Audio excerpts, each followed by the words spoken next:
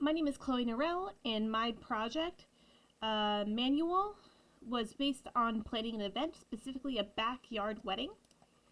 So there are a lot of aspects to planning an event, and some of the aspects include decor, music, stationery, contracts, permits, rentals, the ceremony, the procedures, the reception, the vendors, the food, the contracts, the permits, the insurance. There are a lot of aspects of planning. So, my assessments throughout the manual were done using Bloom's taxonomy, backwards design, and Robert Kegan's adult development.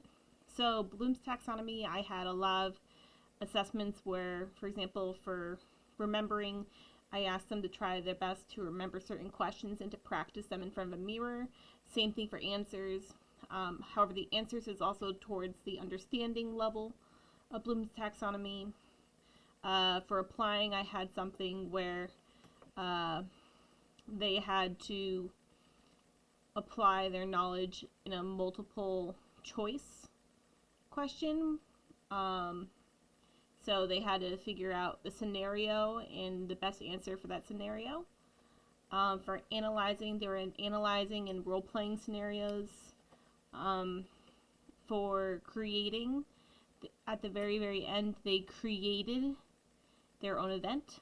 For backwards design, I focused on what I wanted each assessment to assess, and I went backwards from there. I said, okay, does this need to be something intense, or can it be something that's a little bit more self-assessment? And I went backwards from there. And yeah, so then I when my manual is done in chapters and sub-chapters, I had them learn based off of what I wanted the assessment to be. For Robert Kegan's adult development, we focused on most of the learners probably being socialized to self-authoring. However, more focused on self-authoring because there is a lot of questions where they have to answer scenarios that are really difficult questions and something that could be a challenge that they might face. So the manual's intended audience was for someone with little experience to no experience in event planning. It's primarily pen and paper assessments. However, there are a few things that would require the internet. It's for adult learners. It's asynchronous, and it could be done for a singular person or as a group. However, you would need a mentor for a few of these questions because they would be able to give you feedback on your answers. So, adaptations. If I was to adapt this, it would be best for a high school or college learner. I would do this for a birthday party or graduation party because it's a lot more relevant to their experiences. A high schooler is probably not getting married. It could be done in a classroom. In this class, the class could have like small groups and they could plan an event in those small groups, and eventually maybe they can actually host the event in the classroom. Maybe each group has a small party that they are in charge of the class. You could also do this as a spiral curriculum. I kind of did a little bit of this in my manual, where I would bring up a subject, talk a little bit about it, and then bring it back later on and talk more about it. So the value of this manual is in its in-depth instruction on how to plan the event. There are several resources in one place. It's really hard to find when you're planning an event.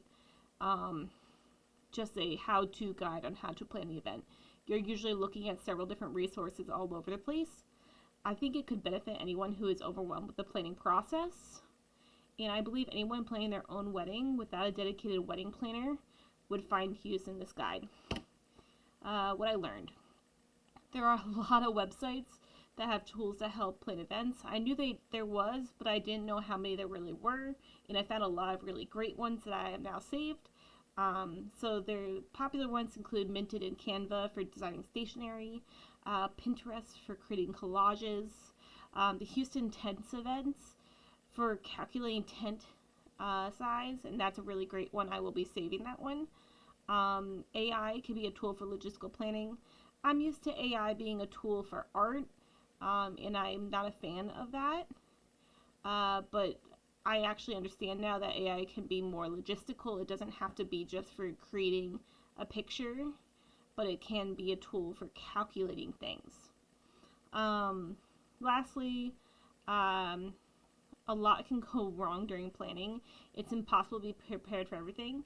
I learned the best thing you could do is develop a sound mind under pressure. If you have any questions for me, let me know. Thank you very much and have a great day.